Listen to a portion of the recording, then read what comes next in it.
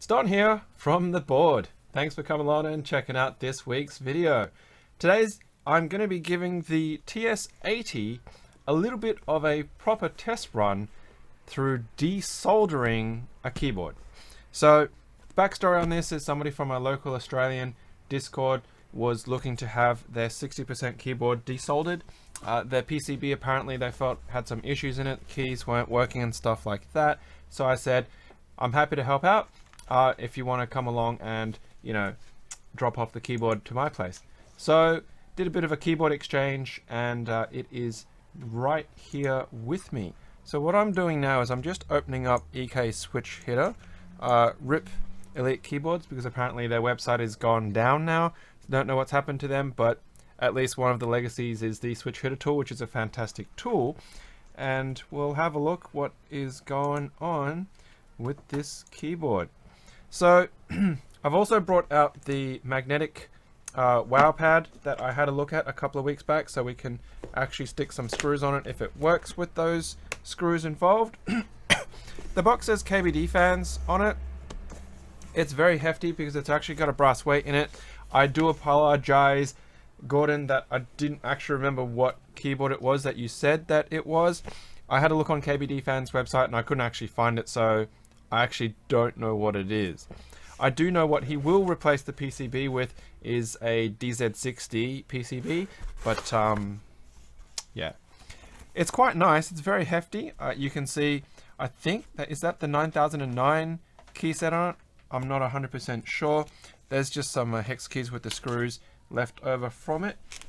It is a beefcake. It is extremely heavy. Now, I didn't bring the scales over, but I can tell you right now, it weighs a lot. And it has this on the underside of it. So whatever that keyboard is, whatever that case is, it's beautiful. The anodized work on this is amazing. It's very clean, it's very sharp, though the USB-C socket in here is extremely deep. It's very recessed, so they've given a really good size clearance on that hole so that your cables can go all the way in, which it would not surprise me if somebody was using this case actually wanted like a secondary connector, like an aviator cable, simply because you don't really want to be trying to get a cable in and out of that often if you didn't have to. What they've actually done with this bottom row here is a little bit different. It's a little bit unusual. So there's 125 is now a 15, and then instead of the 125 it's a 1, and similarly over here it's a little bit of an odd spacing, but they've managed to find some keycaps to fit with just some large visible gaps. What makes this also a heavier keyboard is the fact that it has a brass plate in it as well, I'm led to believe. Now I've just noticed that's upside down. That keycap's upside down. So I actually don't know what switches are in it, but it's a clicky, and I'm just going to do a typing sample because I can.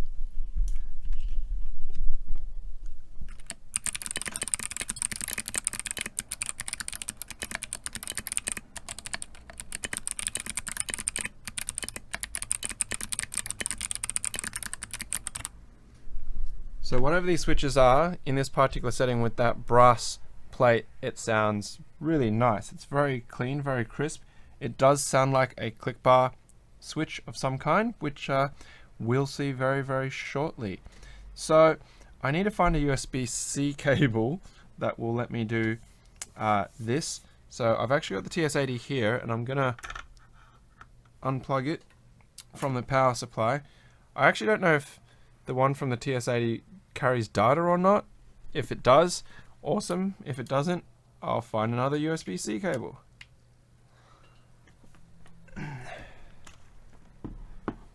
Trying to be very careful with this because obviously it's not my keyboard and I certainly don't want to damage it. I don't want to scratch it or okay, so we've definitely got some lighting effects here, which is interesting.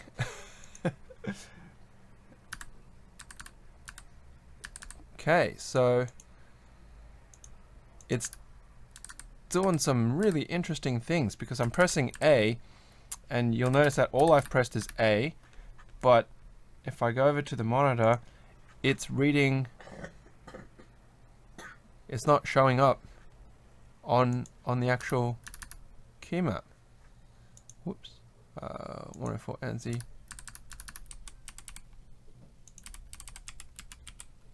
Okay, so it's definitely, it's doing some weird things. Alright, so I think Gordon's assessment that there's something wrong with this keyboard is probably quite accurate. So desolder time it is. I originally was thinking what I could possibly do to do a little bit of keyboard doctoring to see if it was a simple issue, but I somehow don't feel that is the case anymore, because what it's spitting out data-wise seems to be gibberish. So, good job. All right. So I'm going to, I don't know, how am I going to do this without potentially damaging it terribly, terribly poorly? Okay, so I'm going to use that foam. There we go. That's a little bit better. Let's see. It's going to be the larger of these. Yeah.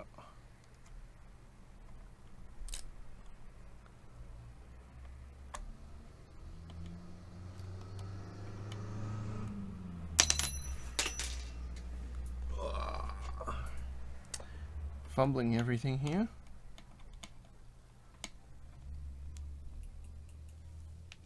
Is that magnetic? It is. Cool. Alright. Not that I really need it for 4 screws, 5 screws.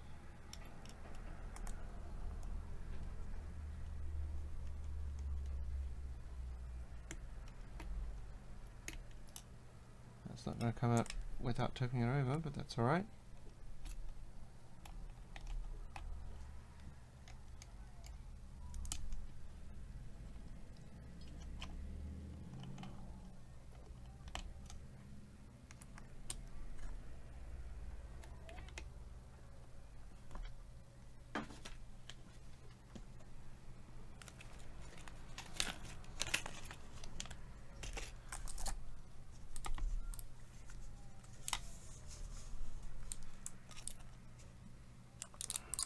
Okay, so it looks like they're jades, because that keycap just came off by itself.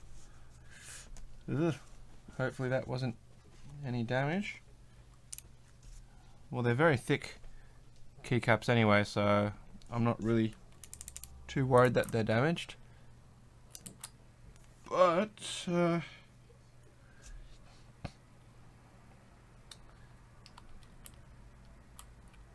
very loose. I don't know if these are cap crackers or not. Let's take off this bottom.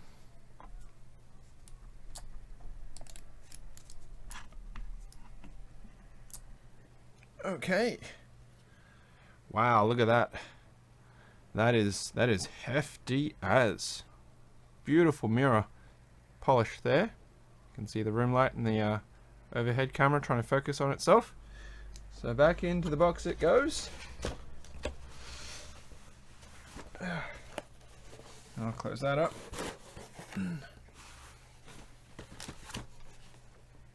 A Vulcan.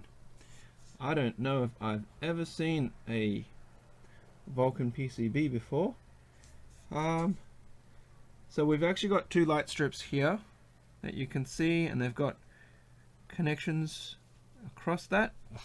I'm assuming that we're going to desolder those as well, simply because if Gordon's going to be replacing this with a spare DZ60 PCB, then, well, there's no point keeping those connected. I don't know. Okay, so there's other screws here that will take out those light strips, and then there's a lot of screws that the brass plate would require for that to come off. However, because the switches are actually snapped into the PCB, I can desolder it and wiggle the whole PCB out and therefore I don't have to remove any of the switches from the plate at all, in theory. So that's what we're going to go with. Now I'm just having a look at the quality of the solder joints here, and you know, they actually look alright. So whatever is the issue that's causing the gibberish is, yeah. Oh, well, this one's a little bit shonky over here, but the rest of them look, well, that one's a little bit off, but the majority look okay. So whatever damage has happened here, whatever's gone wrong with the actual firmware, bit of a mystery. Alright, so a quick recap in regards to the TS80. So this is the TS80. I'm just going to unplug that because the other side's in power. It uses a slightly shorter tip that is socketed with a jack rather than the two sort of spring-loaded connectors, and there is no grub screw to lock it in compared to the TS100. The barrel is also rounded completely in a cylindrical form rather than the sort of half-rounded taper, and it uses a USB-C connection. And I actually have a power transformer down here today, so that I've actually got the length and the cables on this side, because if I tried to run it through an adapter like I did last time, I'm actually not going to have a lot of length to work with. But with the power adapter, it means the 1 meter cable actually gives me all the freedom of movement that I require to actually work with this as a tool. So on goes the adapter, sorry, the transformer, and you'll see it's booting up. And let's get the heating on. So it's gone up quick.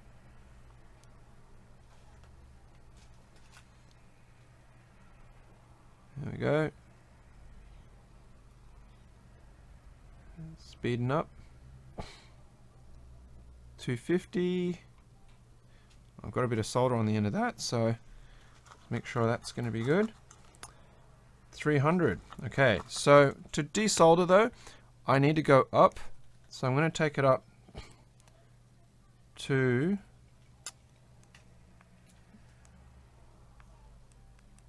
350. That's kind of the soldering temperature that I prefer to run at if I can, and I'm using leaded. So I've actually got leaded solder here, which I'll be using, and my desoldering tool of choice is this. So this, if you've never seen my videos previously desoldering, this is the Edelson solder pult. It is the SS350, as you can see there. The Challenger is what this particular model is. I like this because the spring is on the outside. It's got a good comfortable sort of angle for the thumb, and it means all the mechanism side, once it clogs up with solder, isn't going to affect the performance because the spring is purely on the outside, unlike some of the cheaper ones where internal springs, they suck. I've had one of them before, the really cheap ones, and it was just horrible, horrible, horrible. So I don't know if he's used leaded or unleaded solder for this, but generally I do add a little bit to it to help with the flow if it's a little bit of a tricky one. But it looks like it's melting at 350, so it might actually be leaded solder. Let's see how it goes. Okay. Well, that didn't get it fully clean. Let's try this bottom one.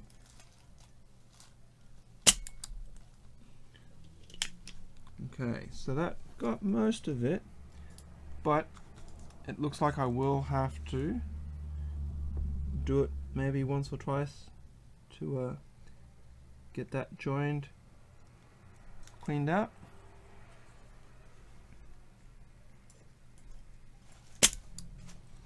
Okay, so that joint is clean.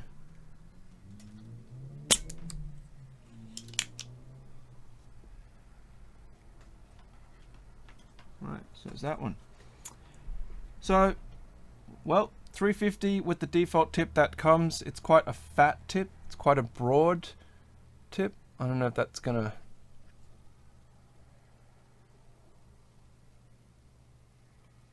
You can see it's quite wide, it's quite fat when it's in actual focus. One of the guys on our Slack recently bought the same kit and, well, not surprising, ended up with the same fat tip. So just buyer beware. If you are going to get one of these, then that's the tip that you're going to expect to actually get with it.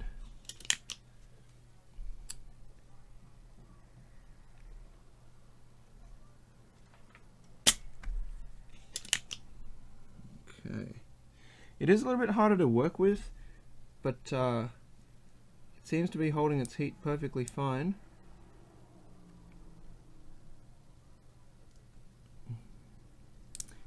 Once I can actually get good contact with it. Because I'm used to the rounder tip, I'm just trying to find what's the best angle that I'm going to work with to get the contact that I need to for heat transfer. There we go.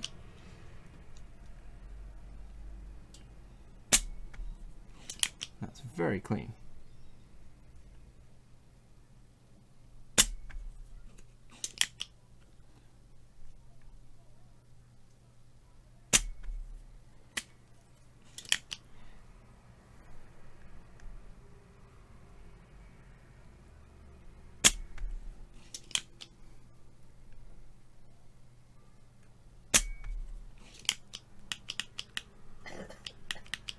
Now at this point, well, it's probably going to be quite boring because it'll take me a little while to get through all of these, but you can see that this is certainly doing the job at 350. It's very effective, it's very quick. The wide flat tip is actually working really well in that against the pin, it's offering a lot more surface area and transferring heat quite well. So that's really good to see. Just returning my tip there. So what I might do is, I'm just gonna finish this one, and what that'll do is I'll stop the recording and start the recording so I can get a second segment, which I can do in a little bit of a time lapse, and then you can watch me desolder at much faster speeds, and then we'll come back for another look at the end to see how successful this all went. So I'll be back just in a second.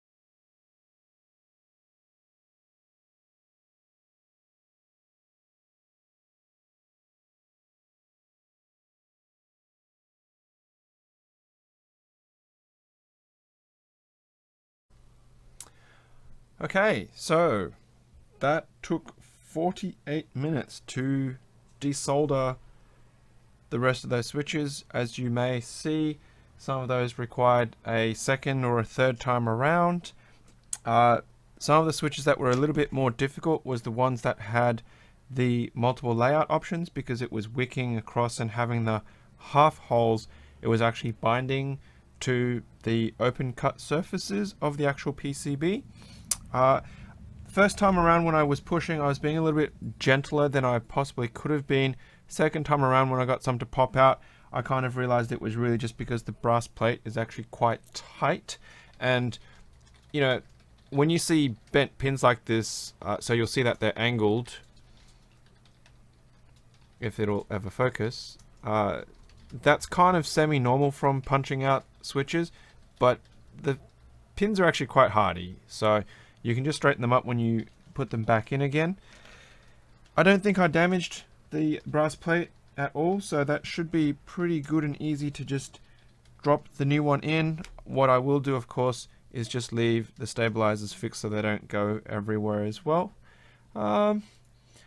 Overall, it doesn't look like there's anything particularly weird going on this PCB, but you never know if there's just some bad components or traces, or, you know, just something weird going on.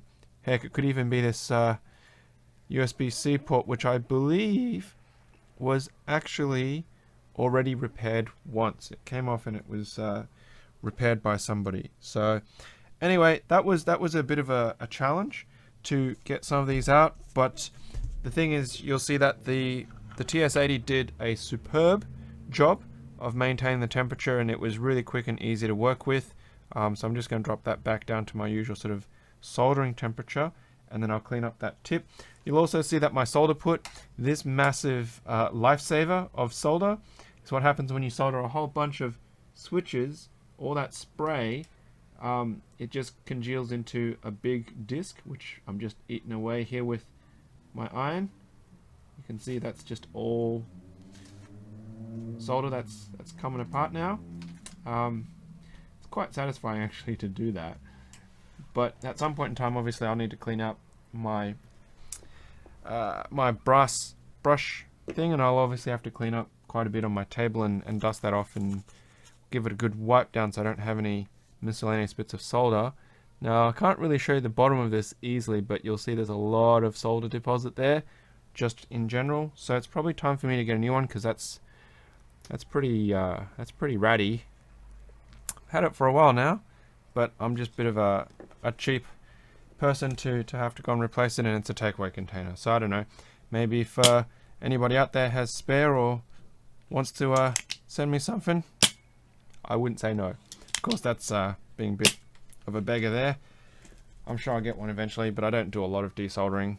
I don't really do even that much soldering by comparison to some people. So yeah.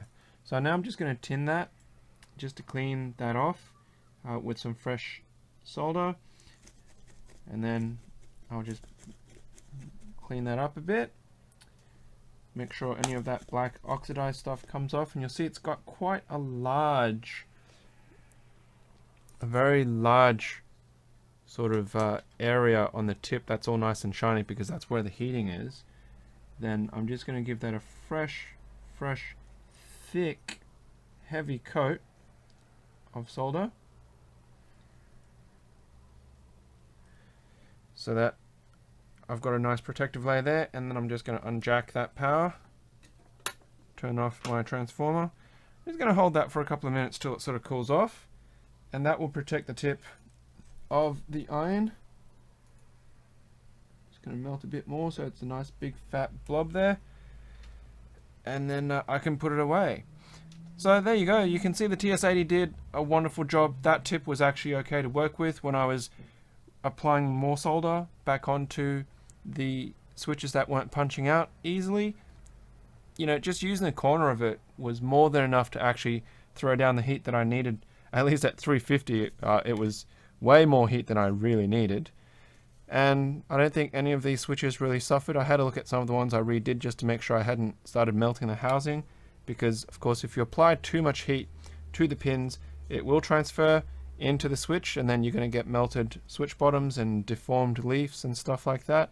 So that's just something to be aware of when you do your desoldering, not to keep it on for too long. Right, well, I'm going to wrap it up there. I'm just going to turn that around so you can see how beautiful that brass plate is. Absolutely gorgeous brass plate and good amount of heft to that. I will probably have to put this into something else so it's not going to go scratch up the keyboard, and I'll put the keycaps into another baggie and the switches into another baggie, and I'll get hold of Gordon and make sure that this baby goes home safe and sound. Well, thanks very much for checking out this video. I do want to remind people, of course, that if you like this kind of stuff and you want to see more, please hit that like button. If you want other people to check out our stuff and help us grow, please hit that share button. If you're not a subscriber and you'd like to see keyboard related things, DIY related things, 3D printed related things, design related things, then please hit that subscribe button. And something that I've not really done before, which people keep telling me, is now that YouTube have a new notification system, because if you subscribe to heaps of stuff, I might not come up on your feed. Well, please hit that bell button. That will give you a notification whenever a new video of ours goes up, and so you'll be able to get a nice reminder saying, hey, check out this new content. So please hit that bell button and it'll help you keep up to date with our stuff, I guess. I want to say thank you, of course, to everyone who is on our Patreon, who supports our podcast and this YouTube channel. All your efforts there are much appreciated. Don't forget, we have a weekly podcast, which you can find by searching The Board Podcast on Libsyn, Spotify, Google Play, iTunes, iHeartRadio. So there's a whole bunch of distribution. You can also find us on Facebook and on Reddit under the Mechanical Keyboards channel as well. Rightio. Well, that solder is no longer moving and freely flowing about. So essentially what I've done there, for those who are not familiar, is you'll see how it's now completely encased in that blob of solder. Beautiful solder. It's nice and hot. I'm just going to leave that sitting in a holder until it cools off completely. Then I'll put it away.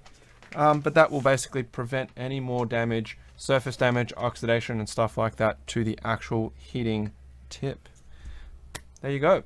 Well, thanks for coming along, checking out the video, and of course, as usual, until next time, happy clacking.